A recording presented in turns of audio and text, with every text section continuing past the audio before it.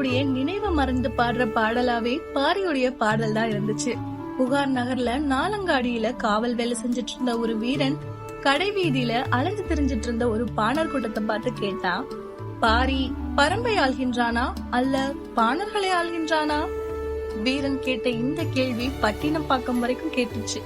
நாலங்காடிக்கு ரொம்ப பக்கத்துலதான் பட்டினப்பாக்கம். அங்கதான் சோழ நாட்டுடைய வேந்தர்களும் உயர்குடி மக்களும் வாழ்ந்துட்டு இருந்தாங்க.